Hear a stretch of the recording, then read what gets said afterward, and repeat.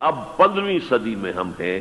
اب ایک بات میں کہہ رہا ہوں اور وہ میری ذاتی رائے ہے، گمان، اندازہ، اس میں مجھ سے اختلاف کرنے کا ہر ایک کو حق ہے۔ میرے نزدیک 15ویں صدی ہجری اب مجدد کامل الامام المہدی سلسلہ تجدید خلافت کی آخری کڑی کے ظہور کا وقت ہے۔ اس میں مجھے ایک تو قرآن مجید سے اشارہ ہے، میں اسے تفسیر نہیں کہتا۔ میرے نزدیک قرآن مجید میں چند آیتیں سورہ مدثر کی اور چند آیتیں سورہ انشقاق کی بڑی عجیب ہے۔ سورہ مدثر کی آیات میں حضور کی آمد کا نقشہ کھینچا گیا ہے، کلا والقمر واللیل اذ ادبر والصبح اذا اسفر انہا لإحدی الکبر نذیرا للبشر لمن شاء منکم ان یتقدم او یتأخر۔ نہیں، قسم ہے چاند کی، کلا والقمر واللیل اذ ادبر، اور رات کی جبکہ وہ پیٹھ موڑ لے جانے لگے اور صبح کی جبکہ وہ روشن ہو جائے۔ حضور سے پہلے 600 برس ایسے گزرے ہیں دنیا میں کہ نبوت کا سورج نہیں تھا، بس چاند جیسے مستعار روشنی چاند کی ہوتی ہے، تو سابقہ انبیاء کی مستعار روشنی تو کوئی دنیا میں تھی، دھندلی دھندلی جیسی چاند کی ہوتی ہے، لیکن وہ سورج نہیں تھا۔ لیکن اب وہ رات ختم ہو رہی ہے، وہ لیل اذ ادبر جا رہی ہے، محمد صلی اللہ علیہ وسلم کا سورج، یہ شمس نبوت و رسالت طلوع ہو گیا۔ والصبح اذا اسفر انہا لإحدی الکبر، بہت بڑی باتوں میں سے ایک بات ہے جو ہوئی ہے، کوئی معمولی واقعہ نہیں ہے، احدی الکبر، یہ تاریخ انسانی کے عظیم ترین واقعات میں سے ہے بعثت محمدی، نذیرا للبشر، پوری نوع انسانی کے لیے نذیر بن کر آئے۔ یہ تو ہے حضور کا معاملہ، لیکن اب جو معاملہ ہونا ہے دوبارہ، اس لیے کہ خلافت علی منہاج النبوت دوبارہ اب قائم ہوگی انشاءاللہ۔ حضور کے بعد میں آپ کو بتا چکا ہوں، خلافت راشدہ ختم ہونے کے بعد سے زوال زوال زوال زوال زوال زوال زوال زوال زوال، تھوڑا سا 2.5 سال کا 2 سال کا وقفہ آیا ہے حضرت عمر بن عبدالعزیز کا، ورنہ زوال زوال زوال زوال زوال۔ اگرچہ اس زوال کو 1000 سال لگے ہیں، یہ عمارت جو محمد نے بنائی تھی ایک دن میں نہیں گر گئی صلی اللہ علیہ وسلم، کھنڈر بتا رہے ہیں عمارت عظیم تھی، 1000 سال کے بعد پھر یورپ کے سیلاب نے آ کر اس کو گرایا ہے اور ختم کیا ہے، ورنہ 1000 سال تک سطوت و شوکت کے ساتھ امت مسلمہ تو موجود رہی ہے، چاہے اسلام جو ہے وہ حکومت کی سطح پر موجود نہیں تھا۔ بہرحال اب جو اس کا دور آیا ہے دوبارہ خلافت علی منہاج النبوہ کا دور، اس کا نقشہ سورہ انشقاق میں کھینچا گیا ہے۔ فلا اقسم بالشفق، اب دیکھیے سورج غروب ہو گیا، حضور کی بعثت کے وقت وہ سورج رسالت طلوع ہوا تھا، اب وہ سورج غروب ہو چکا ہے۔ سورج کے غروب ہونے کے بعد صرف روشنی رہ جاتی ہے شفق کی، سرخ سی، بس وہی باقی رہ گئی، اور باقی کیا رہ گیا؟ بدا الاسلام غریبا ویسعود کما بدا فطوبی للغرباء، فلا اقسم بالشفق واللیل وما وسق، رات کی سی تاریکی ہے اور جو کچھ اس نے اپنے اندر جمع کر لیا ہے، والقمر اذا اتسق، اور قسم ہے چاند کی جب کہ وہ بھر جائے، پورا بھرتا ہے کتنے دنوں میں؟ 14 دن میں۔ اور 14 صدیوں کے بعد اب پہلی صدی کا جس نے کہ تجدید کامل کی عمر بن عبدالعزیز، 14 صدیوں کے بعد اب 15ویں صدی میں الامام المہدی کے ظہور کا وقت قریب ہے۔ اب جو کچھ مجھے حضرت امام المہدی کے بارے میں کہنا ہے، دوبارہ اپنی بات دہرا رہا ہوں، یہ میرا ذاتی گمان ہے، اختلاف کیا جا سکتا ہے۔ میرا گمان یہ ہے کہ یہ اب جو مجدد آئیں گے وہ حضرت مہدی ہوں گے۔ پہلی بات تو یہ جان لیجئے کہ مہدی 2 ہیں، ایک شیعوں کے مہدی، ایک سنیوں کے مہدی، ان میں بڑا فرق ہے۔ شیعہ حضرات مہدی کو مانتے ہیں، وہ ان کے 12ویں امام ہیں، ان کے عقیدے کے مطابق انہیں پیدا ہونے کے فوراً بعد اس اندیشے سے کہ انہیں قتل کر دیا جائے گا ایک غار میں چھپا دیا گیا تھا۔ تقریباً 1200 برس سے وہ اس غار کے اندر ہیں، وہ روپوش ہیں، چھپے ہوئے ہیں، اسی لیے انہیں امام غائب کہا جاتا ہے، اور اب ان کا انتظار ہو رہا ہے، اس لیے انہیں امام منتظر بھی کہا جاتا ہے۔ اس لیے شیعوں کے دارالعلوم جو ہوتے ہیں دارالعلوم المنتظر، وہ اس لیے کہ ان کا انتظار کیا جا رہا ہے۔ تو یہ ہے، اب وہ ان کا خیال ہے کہ آخری دور میں، آخری زمانے میں وہ ظاہر ہو جائیں گے، غار سے نکل آئیں گے۔ دیکھیے، میں اس عقیدے کو اس بنا پر رد نہیں کرتا کہ یہ ناممکن ہے کہ کیسے کوئی شخص جو ہے 1200 برس تک کسی غار کے اندر زندہ رہ سکتا ہے، نہیں، میں سمجھتا ہوں ممکن ہے۔ 300 برس تک اصحاب کہف رہے کہ نہیں رہے؟ سوئے رہے۔ 300 ایئرس ہم مانتے ہیں۔ حضرت عیسیٰ اسی حیات عرضی کے ساتھ 2000 سال سے موجود ہیں آسمان پہ کہ نہیں ہے؟ آپ کو معلوم ہے حضرت عزیر 100 برس تک مرنے کے بعد دوبارہ زندہ کر دیے گئے۔ فَأَمَاتَهُ اللَّهُ مِئَةَ عَامٍ ثُمَّ بَعَثَهُ۔ تو ناممکنات میں سے کوئی سوال پیدا نہیں ہوتا، لیکن یہ کہ آیا کوئی امامت معصومہ کا تصور قرآن اور حدیث سے ہمیں ملتا ہے؟ پھر یہ کیا یہ موروثی امامت کہ حضرت علی کی نسل جو حضرت فاطمہ سے چلی ہے اسی میں یہ امامت ہوگی؟ اس کے لیے ہمارے پاس کوئی دلیل نہیں ہے، ہم اس کو تسلیم نہیں کرتے۔ ہم تو سمجھتے ہیں کہ معصومیت ختم ہو گئی محمد الرسول اللہ صلی اللہ علیہ وسلم پر، خاتم المعصومین ہے محمد الرسول اللہ۔ اب ان کے بعد تو اجتہاد ہے اور خلافت ہے، عام معاملات میں اجتہاد ہوگا، نظام خلافت کا ہوگا۔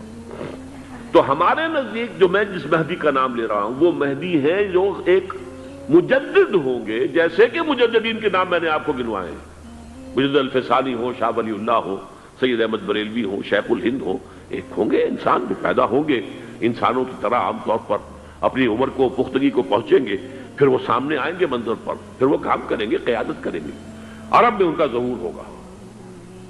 دوسری بات یہ نوٹ کر لیجئے حضرت مہدی کے بارے میں،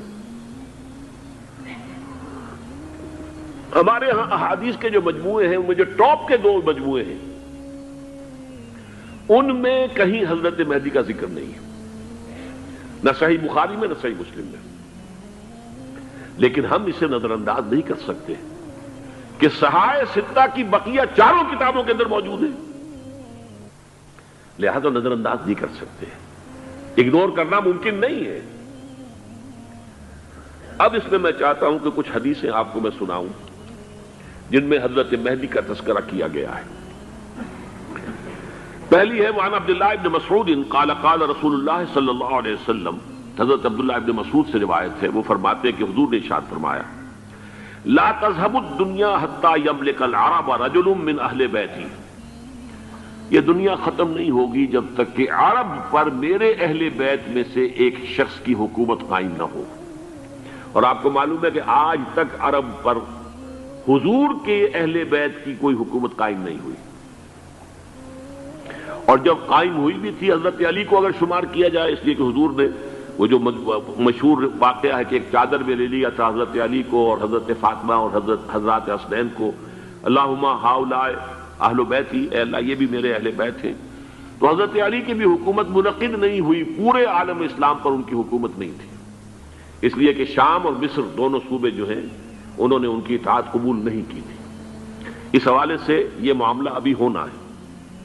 لا تذهب الدنيا حتى يملك العرب رجل من اہل بیتی یواطئ اسمہ اسمی، اس کا نام وہی ہوگا جو میرا نام ہے، یعنی محمد صلی اللہ علیہ وسلم، اور ان کا نام بھی مہدی کا نام بھی محمد ہو، مہدی تو ان کا لقب ہے۔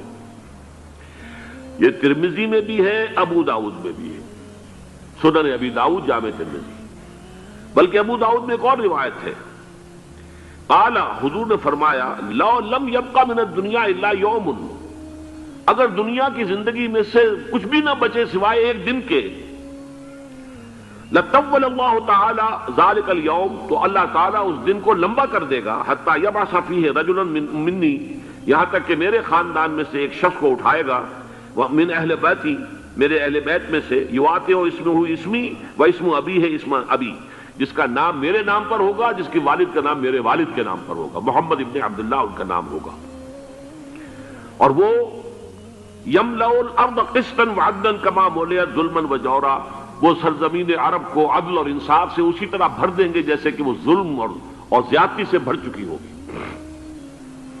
دوسری روایت ہے حضرت ابو سعید خدری رضی اللہ تعالی عنہ سے، حضور نے فرمایا المہدی منی اجل الجبہۃ اقنى الانف یملأ الارض قسطا وعدلا کما مورع ظلما وجورا یملک 7 سنین، رواہ داؤد، کہ مہدی مجھ میں سے ہوں گے بڑی روشن پیشانی والے اور بڑی کھڑی ناک والے، وہ زمین کو بھر دیں گے انصاف سے اور عدل سے جیسے کہ وہ ظلم سے بھری ہوئی ہوگی، اور وہ 7 برس تک حکومت کریں گے۔ عرب میں خالص خلافت علی منہاج النبوہ کا نظام حضرت مہدی کے ہاتھوں قائم ہوگا اور 7 برس تک قائم رہے گا عرب کے اندر۔ اس کا اگلا مرحلہ میں بعد میں بیان کروں گا۔ تیسری روایت، اور اس کو میں اس لیے خاص طور پہ سنا رہا ہوں کہ اس میں وہی الفاظ آئے ہیں جو میں نے ابتدا میں حدیث آپ کو سنائی تھی، اس کے الفاظ ہیں۔ عن ابی سعید قال ذکر رسول اللہ صلی اللہ علیہ وسلم بلاء یصیب هذه الامہ حتی لا یجد الرجل ملجا یلجا الیہ من الظلم۔ حضور نے ذکر فرمایا کہ ایک دور ایسا آئے گا انتہائی ابتلاء اور آزمائش اور مصائب کا کہ کسی شخص کو کوئی سر چھپانے کی جگہ نہیں ملے گی اس ظلم سے اپنے آپ کو بچانے کے لیے۔ فَيَبْعَثُ اللَّهُ رَجُلًا مِنْ عِتْرَتِي وَأَهْلِ بَيْتِي، تو پھر اللہ میرے خاندان میں سے، میرے اہل بیت میں سے اٹھائے گا ایک شخص کو، فَيَمْلَأُ بِهِ الْأَرْضَ قِسْطًا وَعَدْلًا، اور اس کے ذریعے سے اللہ تعالیٰ زمین کو عدل و قسط سے بھر دے گا۔ يَرْضَى عَنْهُ سَاكِنُ السَّمَاءِ، یہ وہی الفاظ آ گئے اب، اس سے پھر راضی ہو جائیں گے آسمانوں میں رہنے والے بھی، وَسَاكِنُ الْأَرْضِ، اور زمین میں رہنے والے بھی۔ لا تدع السماء من قطرها شيئا الا ثبته، آسمان اپنا ایک قطرہ بھی نہیں روکے گا مگر یہ کہ اس کو زمین کے اوپر نثار کر دے گا، بارش کی شکل میں گرا دے گا۔ ولا تدع الارض من نباتها شيئا الا اخرجته، اور زمین اپنی پیداوار میں سے کوئی شے نہیں چھپائے گی، نہیں روکے گی مگر کچھ کو ظاہر کر دے گی۔ چوتھی حدیث جو ہے وہ حضرت ام سلمہ سے رضی اللہ تعالی عنہ قال سمعت رسول اللہ صلی اللہ علیہ وسلم یقول المہدی من عترتی من اولاد فاطمہ، رواہ ابو داؤد، یہ بھی سنن ابو داؤد کی روایت ہے۔ حضور نے فرمایا مہدی میرے خاندان سے، میرے اہل بیت سے ہوں گے، یعنی اولاد فاطمہ میں سے، اور تفسیر اس کی آتی ہے کہ حضرت حسن کی اولاد میں سے ہوں گے۔ پانچویں حدیث میں آپ کو سنا رہا ہوں، اور اس میں ایک عجیب مشابہت آپ کے سامنے آئے گی حضرت عمر بن عبدالعزیز کے ساتھ، یہ اول اور آخری کڑی کے درمیان مشابہت۔ عن علی رضی اللہ تعالی عنہ، یہ حدیث جو ہے مسند احمد ابن حنبل میں بھی ہے اور سنن ابن ماجہ میں بھی ہے۔ قال قال رسول اللہ صلی اللہ علیہ وسلم المہدی منا اہل البیت یصلح اللہ فی لیلۃ، مہدی ہم میں سے ہوں گے، ہمارے اہل بیت میں سے، اور اللہ ایک ہی رات میں ان کی اصلاح کر دے گا۔ یعنی وہ پہلے سے کوئی زیادہ روحانی یا دینی کوئی اس سے بڑی شخصیت نہیں ہوں گے، لیکن ایک ہی رات میں اللہ تعالیٰ ان کی سیرت و کردار کے اندر انقلاب عظیم برپا کر دے گا۔ جیسے کہ میں نے عرض کیا تھا آپ سے کہ عمر بن عبدالعزیز کی زندگی میں انقلاب عظیم آیا ہے، خلافت کا بوجھ پڑتے ہی کہاں وہ خوش باش اور خوش لباس اور خوش خوراک، وہ شہزادہ ٹھاٹ باٹ والا، جاگیر والا، گورنر کا بیٹا اور خود گورنر، اور کہاں یہ کہ اس کی وہ درویشی جو میرے نزدیک واللہ عالم ڈرتے ڈرتے کہہ رہا ہوں، میرے نزدیک وہ حضرت ابو بکر، حضرت عمر اور حضرت علی کی درویشی کو بھی مات دے گئی۔ لیکن کنٹراسٹ بہت شدید ہے، وہاں جو بھی کچھ تھا وہ تدریجاً آیا تھا، ہوتے ہوتے ہوتے ایک انتہا، اور یہاں سڈن آیا۔ چھٹی حدیث، عن انس سمعت رسول اللہ صلی اللہ علیہ وسلم یقول نحن ولد عبد المطلب سعادت اہل الجنہ، ہم عبد المطلب کی جو اولاد ہیں اور نسل ہیں، ہم جنت کے سردار ہیں۔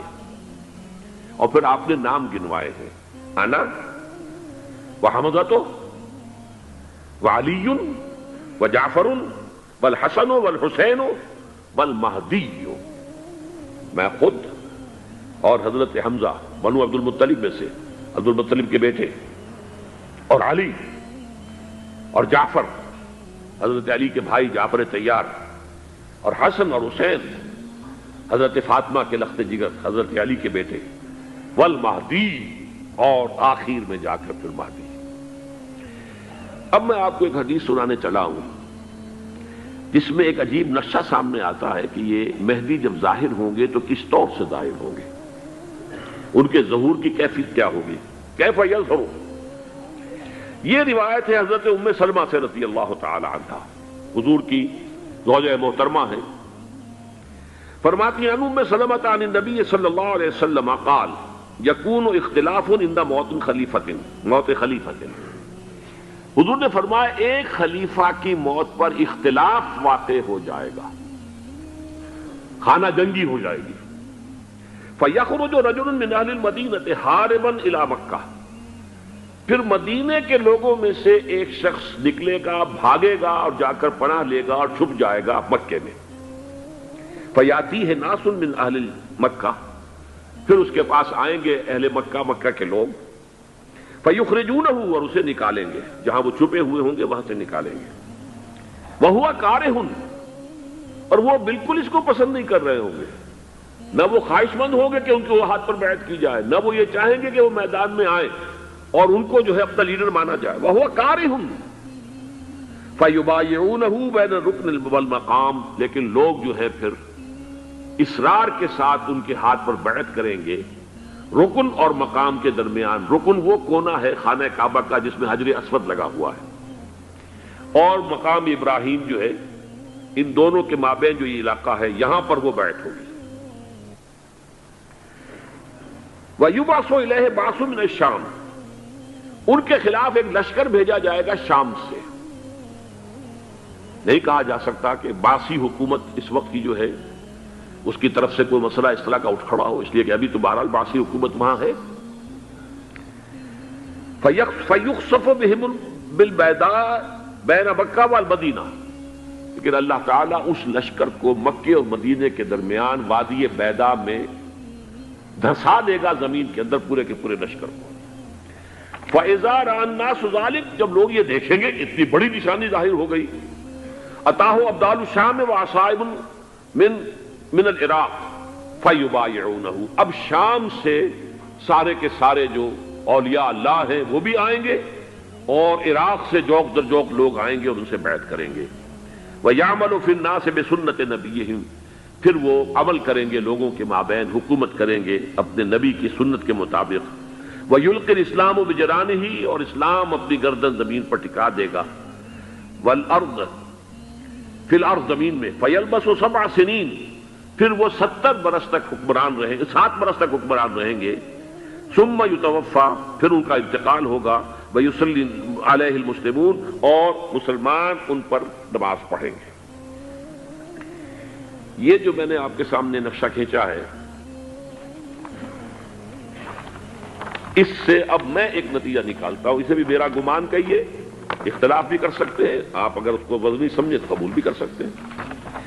وہ یہ ہے کہ میرے نزدیک شاہ فہد کے انتقال پر لا محالہ یہ صورتحال پیدا ہو جائے۔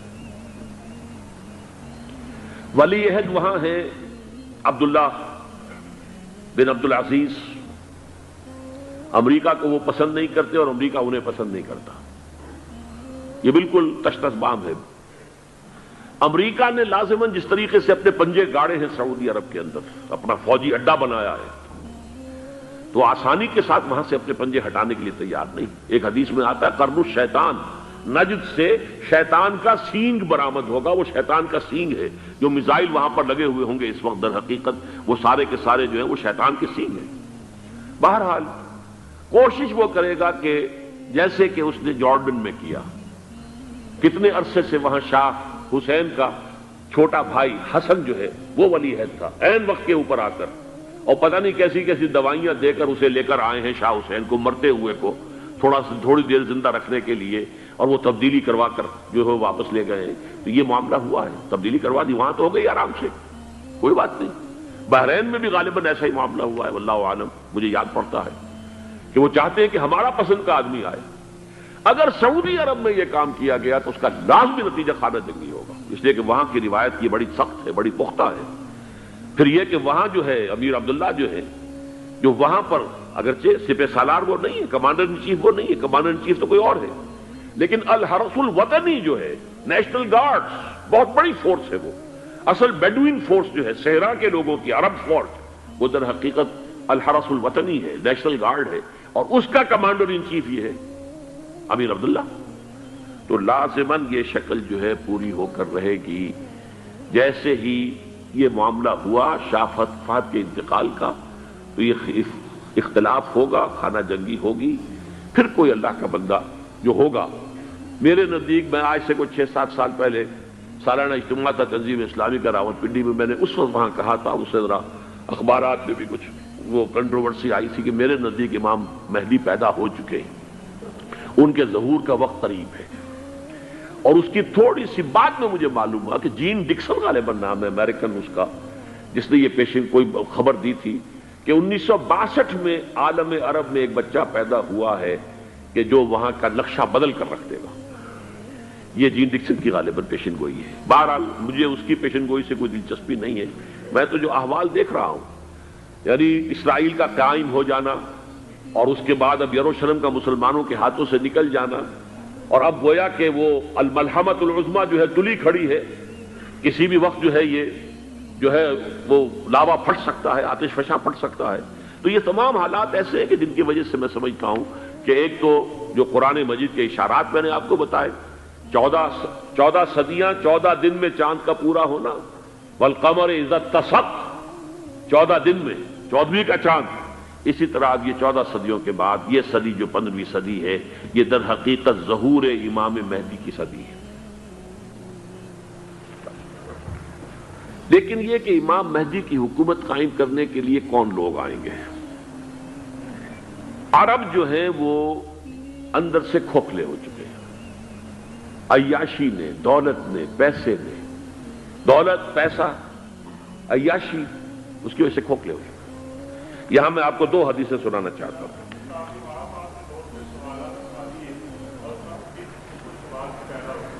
بہت سے ہو گئے، آپ اطمینان سے تشریف رکھیے۔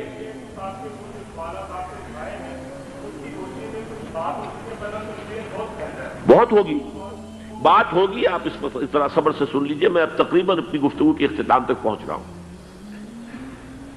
سنن ابن ماجہ کی روایت ہے حضرت ابو ہریرہ سے رضی اللہ تعالی عنہ، قال قال رسول اللہ صلی اللہ علیہ وسلم اذا وقعت الملاحم بعث اللہ بعثا من الموالی هم اکرم العرب فرسا واجودہ سلاحا یوید اللہ بہم الدین، رواہ ابن ماجہ عن ابی ہریرہ رضی اللہ تعالی عنہ۔ جب ملاحم کا دور شروع ہوگا تو اللہ تعالیٰ اٹھائے گا ایک لشکر یا لشکروں پر لشکر موالی میں سے۔ موالی کون ہے؟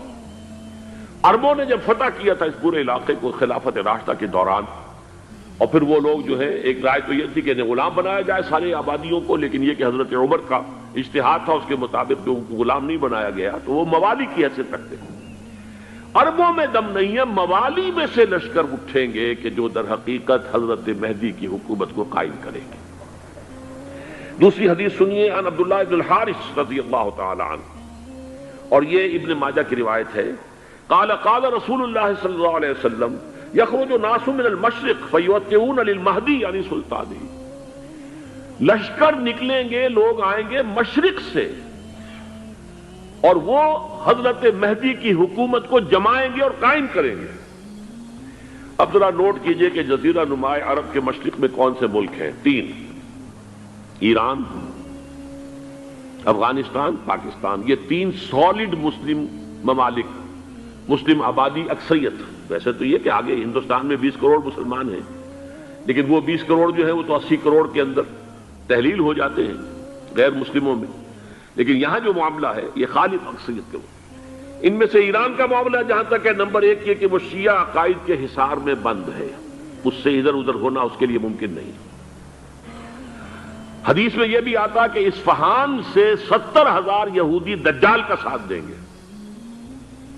لیکن بہرحال خراسان ایک صوبہ ہے افغانستان کا اس وقت بھی، شمال مشرقی کونے میں، مجھے امید ہے وہاں سے خیر کی، کیونکہ خراسان کا لفظ وہاں پہ شامل ہے، اور حضور کی حدیث میں بعد میں آپ کو سناؤں گا کہ خراسان سے فوجیں چلیں گی جو یروشلم کو دوبارہ حاصل کریں گی، فتح کریں گی۔ جیسے پہلے یروشلم کھویا عربوں نے تھا، دوبارہ حاصل کیا تھا کرد نے، کرد خون صلاح الدین ایوبی رحمۃ اللہ علیہ.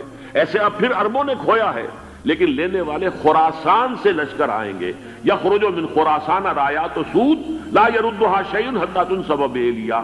خراسان کے علاقے سے کالے علم لے کر لشکر چلیں گے جن کے رخ کو کوئی موڑ نہیں سکے گا جب تک کہ وہ جا کر یروشلم میں نصب نہ ہو جائے. اس کے بعد نام آتا ہے پاکستان کا. یہ ہے میری اور آپ کی داستان، اور یہ ہے سبب جس کی وجہ سے کہ میں آپ سے یہ گفتگو کر رہا ہوں. اصل میں تو کس لیے؟ محض ایک علمی استفادہ، محض اپنی بات آراء کو ظاہر کرنے کا شوق نہیں، بلکہ یہ کہ اپنی ذمہ داری ہم پہچانے کہ ہم کس مقام پر کھڑے ہیں. دیکھیے، اس پاکستان کے بارے میں یا ہندوستان کے بارے میں علامہ اقبال نے کہا تھا اپنے ترانہ ملی میں، میرے عرب کو آئی ٹھنڈی ہوا جہاں سے، میرا وطن وہی ہے، میرا وطن وہی ہے. اور مجھے بتایا گیا کہ سنن ابی داؤد میں یہ روایت موجود ہے کہ حضور نے فرمایا کہ ہندوستان کی طرف سے مجھے ٹھنڈی ہوا آتی، اگرچہ مجھے وہ حدیث ابھی نہیں ملی ہے، لیکن حزب التحریر کا ایک کارڈ مجھے ملا تھا، تو اس میں اس حدیث کا اور اس میں ابو داؤد کا روایت کا حوالہ موجود تھا. لیکن میں جو چیز آپ کو بتا چکا ہوں وہ یہ کہ الف ثانی کا پورا تجدیدی کارنامہ اس ہندوستان کی سرزمین میں ہوا. مجدد الف ثانی شیخ احمد سرندی، شاہ ولی اللہ دہلوی، سید احمد بریلوی، وہ تو ہمارے پاکستان میں آ کر جو ہے ان کا خون جذب ہوا ارض پاکستان میں. پھر شیخ الہند مولانا محمود حسن. تحریک خلافت چلی تو صرف ہندوستان میں چلی اور کہیں نہیں چلی. آزادی کی تحریک چلی پوری دنیا میں، وہ نیشنلزم کی بنیاد پر چلی، ملے نیشنلزم، عرب نیشنلزم، ٹرک نیشنلزم. ہمارے ہاں چلی تو اسلام کے نام پر پاکستان کا مطلب کیا؟ لا الہ الا اللہ. پھر پاکستان قائم ہوا معجزے کے طور پر، بلکہ نازل ہوا ہے لیلۃ القدر میں. انا انزلناہ فی لیلۃ القدر، جیسے قرآن نازل ہوا ہے لیلۃ القدر میں، یہ پاکستان بھی نازل ہوا ہے لیلۃ القدر میں. اس کا برقرار رہنا ابھی تک معجزہ ہے. ہندو یہ سمجھتا تھا، کانگریس سمجھتی تھی کہ جھٹپٹ ختم ہو جائے گا.